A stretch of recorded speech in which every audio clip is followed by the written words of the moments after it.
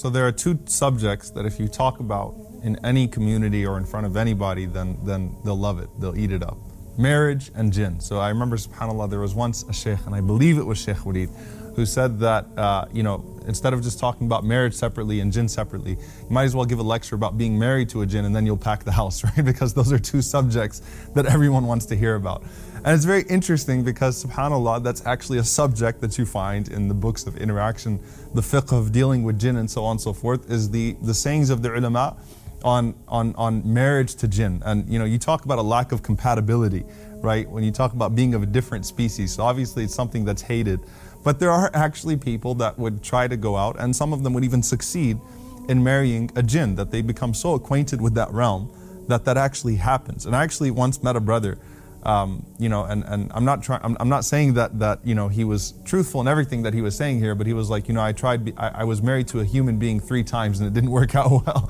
So I figured, let me go marry a jinn and that would work a little bit better. They give you a lot less trouble. And I'm like, yeah, well, you're probably just talking to yourself, but okay, no feed, there's nothing coming back to you from a jinn. So the point being here again is that it's there, these types of discussions are there. But what's the absolute first thing that we talk about when we talk about anybody else, whether it's another creation, another species, or a people? The first thing as believers that we are to be concerned with is their right upon us. So when we talk about the jinn, the very first thing we should talk about after establishing who they are is what are their rights upon us. Just like the animals have rights upon us, the jinn have right upon us, the angels, as we said, we shouldn't offend them, they have rights upon us. The jinn as well have rights upon us. And this is something that's well established in the sunnah of the Prophet ﷺ. And the Prophet ﷺ even gave us orders and commands along those lines. So Rasulullah ﷺ was approached by some jinn from around the Tigris River, min Jinn al-Jazira, some that came from the Tigris River. And they complained to the Prophet ﷺ about something. And the Prophet ﷺ, on the basis of that, he gave certain commands and certain prohibitions. So on one occasion, the Prophet ﷺ, he prohibited the Arabs from, and anyone in that case in the desert, from urinating in random holes. Because Rasulullah ﷺ said those are actually habitats of the jinn, those random holes. Ibn Umar radiallahu anhu said that once the Prophet ﷺ was delivering a sermon, he was delivering a khutbah, and he was mentioning certain snakes to be killed. So the Prophet ﷺ said, if you see Dhul Tufyatain, Dhul Tufyatain means the snake that has 2 lines on the back. It's a particular poisonous snake that the Arabs were familiar with. So the Prophet ﷺ said, if you see Dhul Tufyatain, if you see that snake, then you should kill it. And he said, if you see Al-Abtar are snakes that have a mutilated or short tail, again something that the Arabs recognized as poisonous snakes, he said that you should kill those. But then later on, Ibn Umar radiallahu anhu said that you shouldn't kill al-awamir right away, or dhawat al-buyut. Al-awamir or dhawat al-buyut are the house snakes. They were used to seeing a particular type of house snake in their time that didn't pose any harm, and it was a very awkward snake. And the Prophet ﷺ said you should actually warn that snake and ask it to leave. And the Arabs, subhanAllah, the Muslims would actually do this and it would work, okay? Because the Prophet ﷺ said that those awamir, those dawat al-buyut, they actually tend to be jinn. So if they're not one of those harmful and poisonous snakes, and realize if you're living in the desert, you encounter these types of animals all the time. You encounter snakes and scorpions and so on all the time. So it's very easy to catch it at first sight. Rasulullah ﷺ said, when you see those snakes that don't cause harm, instead of killing it, ask it to leave, right? And give it a chance to leave, because it could be one of the jinn, and they would have that right upon you.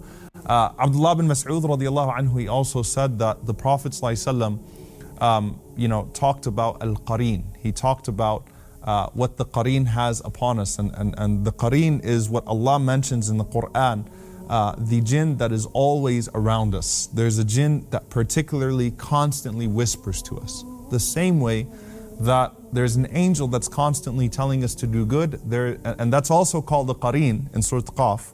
Allah subhanahu wa ta'ala calls this jinn, which is always an evil jinn, the qareen is always an evil jinn, that tries to urge you to do evil. And the Prophet ﷺ, he says, مَا مِنْكُم مِّنْ أَحَدٍ إِلَّا وَقَدْ وُكِّلَ بِهِ قَرِينُهُ مِنَ الْجِنِّ. There is not a single one of you except that Allah subhanahu wa ta'ala has caused that there is a qareen from the jinn that is stuck to you. And they said, even you, O Prophet of Allah. And the Prophet sallallahu alaihi wasallam, He said, even me, except that Allah subhanahu wa ta'ala a'anani alayhi fa aslam. Allah subhanahu wa ta'ala supported me against him. And so he became Muslim. فَلَا يَأْمُرُنِي إِلَّا بِالْخَيْرِ. So this jinn does not command me, or he doesn't advise me except with that which is good. You know, the Prophet ﷺ's jinn actually accepted Islam, and that was something from Allah subhanahu wa ta'ala. The Prophet ﷺ, he also mentioned to us, you know, when it comes to our food that we eat, he gave, you know, the jinn particular things that they could eat, and the Prophet ﷺ taught us to be considerate of the bones that we throw and so on and so forth, because that's something that belongs to them.